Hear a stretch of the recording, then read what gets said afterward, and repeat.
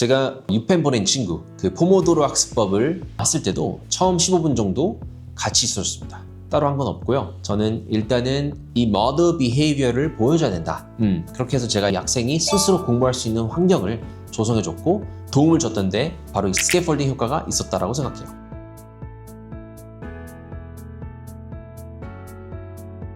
안녕하세요, 유 박사입니다. 제가 오랫동안 공부를 하면서 이론과 실제는 정말 다르다는 것을 배웠는데요. 아이가 공부를 안 한다고 하면 대부분은 이제 어머님들께서 의지 문제라고 생각을 하십니다. 하지만 교육학에서는 그 전에 먼저 보는 게 있습니다. 이 아이는 어떤 방식으로 뭔가를 배우는 학생인가? 그래서 크게 이 부분이 세 가지는 아닙니다. 첫 번째는 결과로 배우는 아이. 두 번째는 정리하면서 배우는 아이. 그리고 마지막은 직접 해봐야 배우는 아이. 오늘 이 영상에서는 학부모님들께서 아이에 맞게 어떠한 교육 접근법을 가지시면 좋을지에 대한 부분을 가져와 봤습니다. 못하는 것과 안 하는 것보다 훨씬 더 근본적인 질문이 있습니다. 이 아이는 어떤 방식으로 무언가를 이해하는가입니다. 저희 구독자분들도 영어나 수학을 이해하는 방식이 다 다르듯이 저희 학생들도 마찬가지입니다. 그걸 아이에 맞게끔 맞춰서 해야겠죠. 이 교육학에서는 인간이 어떻게 배우는가를 설명하는 세 가지의 큰 이론 체계가 있습니다. 쉽게 말씀드리면 행동주의는 행동을 만들어내는 겁니다. 아이가 뭔가를 할 수 있도록 그 행동이 나올 수 있도록 이 환경을 설계하는 거다라고 생각하시면 되고, 스키너가 많이 주장했던 이론이죠. 두 번째는 인지주의입니다. 인지주의는 말 그대로 인지하는 거예요. 그래서 그냥 외우는 것이 아니라 머릿속에서 생각을 일어나게끔 만든다라고 좀 쉽게 이해하시면 좋을 것 같습니다. 그리고 마지막 세 번째는 구성주의입니다. 구성주의는 너의 자유를 존중한다는 겁니다. 그래서 이 학생이 스스로 구성해 나갈 수 있도록 틀을 제공해 주지만 그 틀 안에서 방식대로 좀 만들어 나간다라고 쉽게 설명해 주시면 될 것 같습니다. 행동주의만 아는 부모님은 아이에게 보상과 처벌을 씁니다. 구성주의만 아는 교사는 기초도 없는 아이한테 탐구를 하라고 시킵니다. 이렇게 되면 둘 다 실패하게 되는 거죠. 오늘 영상에서는 이 세 이론들을 디테일하게 다뤄보도록 하겠습니다. 그래서 이 세 이론을 학습하시면 앞으로 이제 학생들을 대하실 때, 훈육하실 때, 교육하실 때 큰 도움이 되리라고 생각합니다. 우리 아이는 행동주의가 맞구나. 인지주의가 조금 더 적합하네. 구성주의를 한번 좀 더 적용시켜볼까? 라는 적용을 하실 수 있을 겁니다. 행동주의 하면 여러분들 어떤 것이 떠오르시나요? 아마 칭찬 스티커, 참 잘했어요. 혹은 벌점, 그리고 반복 훈련, 이런 것들이 아닐까 싶습니다. 그런데 그게 어떻게 보면 행동주의 전부가 아닙니다. 행동주의는 많은 분들이 생각하시는 것처럼 당근과 채찍도 있지만 실제로는 환경이 행동을 만든다라는 거죠. 그래서 스키너가 이제 유명하게 발견했던 게 단순히 보상만이 행동을 강화하는 게 아니라는 점이었습니다. 정확히 얘기하면 행동의 결과가 그 행동을 반복하게 만든다. 그리고 그 결과는 만들어질 수 있다, 설계될 수 있다는 점이죠. 그래서 의지가 아니라 환경의 구조가 핵심이 된다는 점이죠. 우리 구독자분들 파블로의 개 실험 다들 아실 겁니다. 개한테 종소리와 먹이를 같이 주니까 나중에는 이렇게 종소리만 들어도 개가 자연스럽게 침을 흘리는 부분이었는데요. 이게 바로 조건화, 컨디셔닝이라고 합니다. 그래서 조건화는 사실 제가 의도하지 않아도 일어나고 있습니다. 행동주의가 효과적인 경우가 몇 가지가 있습니다. 첫째는 이제 우리 학생들의 습관을 처음 만들어줄 때, 루틴이 없는 아이한테 어떻게 보면 구조를 제가 줘야 할 때 중요합니다. 사실 어른들도 루틴을 만들려면 습관이 필요한 겁니다. 그래서 습관 형성을 위해서라도 행동주의가 필요한 부분이죠.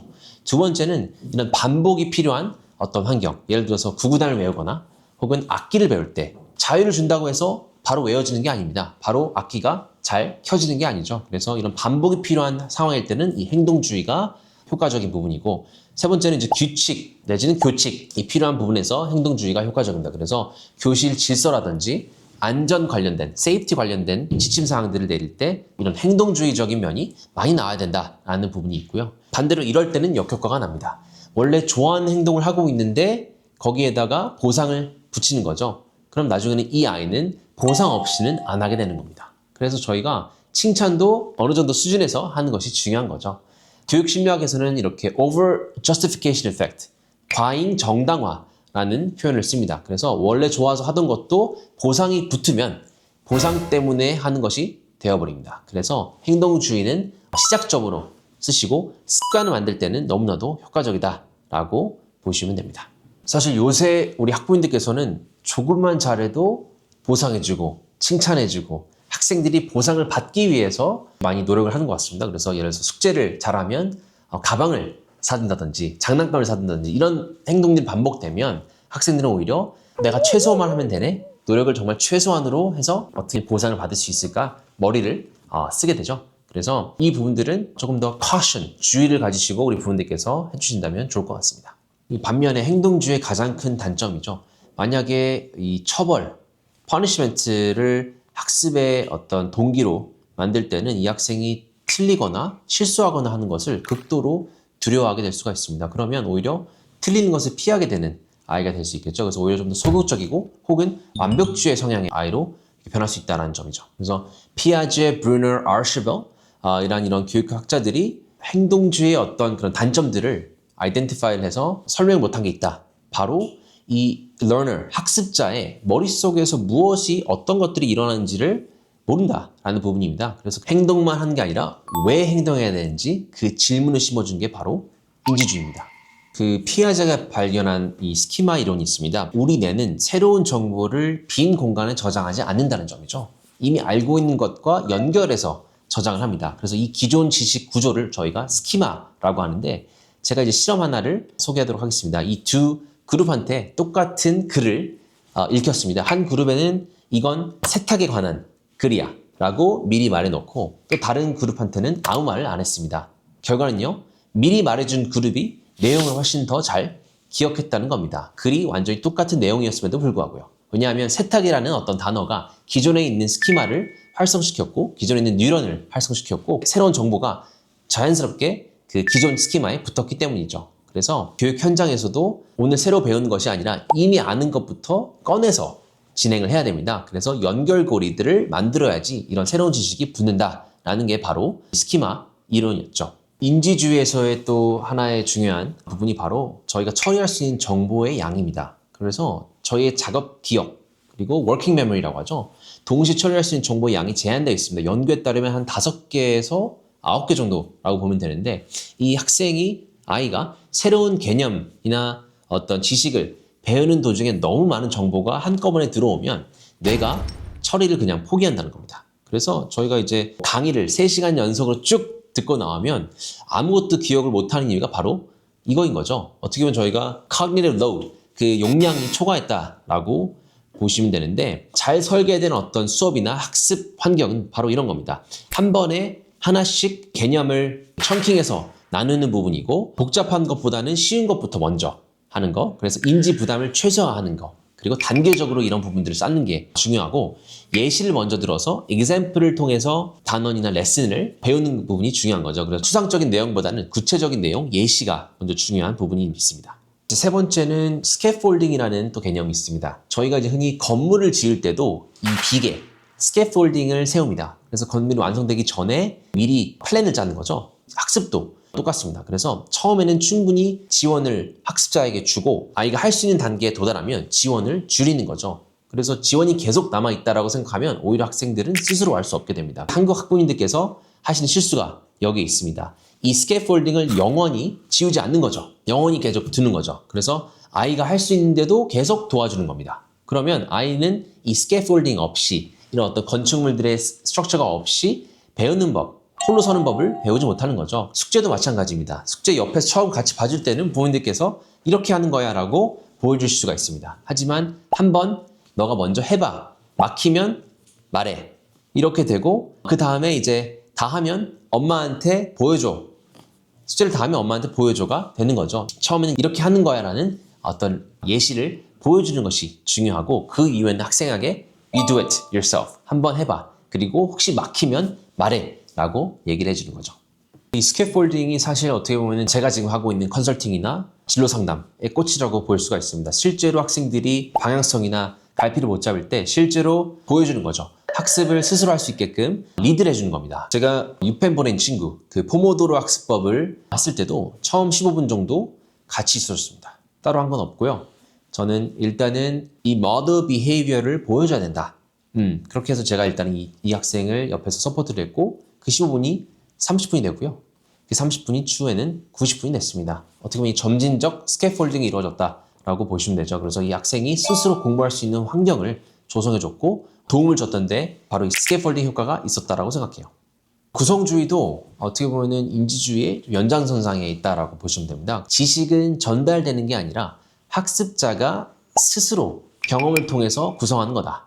구성주의가 많이 오해를 받고 있죠. 많은 분들이 생각하시는 거는 학생들을 자유롭게 놔두면 스스로 배운다는 건데 사실 이건 방치입니다. 실제로는 구성주의에서는 학습자가 능동적으로 이 학습의 의미를 찾고 구성할 수 있도록 그 환경을 설계해 주는 거거든요. 그래서 스스로 배울 수 있는 환경을 설계하는 부분이 중요하고 지식은 어떻게 보면 전달되는 게 아니라 학습자가 스스로 자신만의 경험과 생각이나 이런 것들 통해서 만들어지고 의미를 찾는 과정이다라는 겁니다.